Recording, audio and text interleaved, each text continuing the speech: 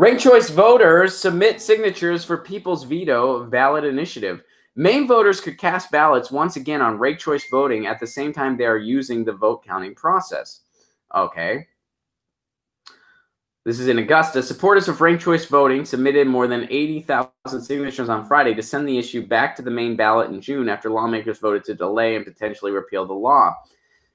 In November 2016, voters approved a ballot initiative that would make Maine the first state in the nation to implement ranked choice voting, but lawmakers passed a law delaying the effective date until December 2021 and then repealing the ranked choice voting process altogether if a constitutional amendment hasn't been passed by then to address legal concerns.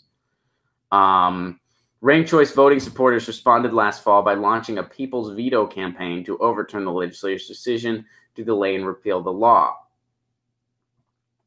Volunteers then collected more than 80,000 signatures during an 88-day period that included some of the coldest weeks in recent history. The campaign needs 61,123 signatures from registered Maine voters to qualify. And the spokeswoman, Crystal Kenny, said town clerks have already certified 72,175 of the roughly 80,000 signatures. Nice! In the meantime, the law to delay and repeal ranked choice voting was effectively suspended once the group delivered the signatures. To my knowledge, this is the first time ever that the people passed a law, the legislature say, we know better, and repealed it, and the people have risen right back up to say, we insist. Yeah, don't let them tell you they know better. Insist on it. This sets up an unprecedented and potentially confusing scenario in June when voters will decide whether to restore ranked choice voting in May, even as they use the ranked choice system in the primary races for governor. So basically, the powers that be are trying to take this from the people. They're trying to find loopholes to take this from the people, and the people in Maine have said, no, we want ranked choice voting. Why do they want ranked choice voting? Well, what ranked choice voting does is it levels the playing field a little bit, and it makes it possible to break up the two-party duopoly. There's a lot of alternative voting methods that would want to that can do that. Ranked choice is the one that's gained the most popularity. And there's a lot of different ones out there. There's a group called Election Science that has really done the legwork on a lot of that. I would recommend that resource for a pretty good crash course in a lot of the alternative voting methods that are on there. But what ranked choice does is you can vote for your first choice, second choice, third choice, etc. So let's say you, just to use a very easy, for instance, let's say that you want to vote in 2016 in the presidential, and you're really unhappy with both of the main choices. You think Donald Trump is terrible, because he is, and you think Hillary Clinton is terrible because she is. And you think, man, the platform that really speaks to me is Jill Stein over in the Green Party. I want to vote for her, but I'm a little nervous that if I do, that's not a vote for Clinton, and that could help Trump get in. I live in a swing state, whatever. Again, just for example's sake. Well, what you can do is you can vote for Jill Stein first, and then you can vote for Hillary Clinton second. And so your vote will deflect to Hillary Clinton if Jill Stein doesn't win your state.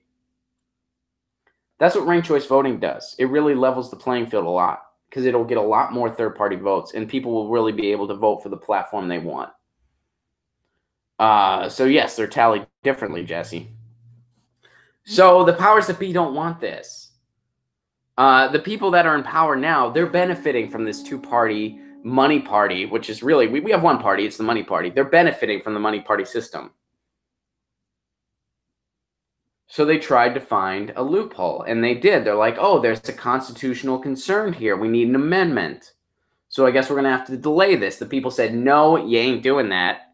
We already used ranked choice voting. We liked it. We're going to continue to use it. So now they have to vote to approve something they already approved and used because the powers that be don't want to give it to them. You see how confusing that is? You see how backwards that is? You see how that's an example of the government working against the people? Because that's exactly what this is. And kudos to Maine for not backing down. Kudos to Maine. Interestingly enough, Maine is one of the states I've never been in or performed in, and I got to change that.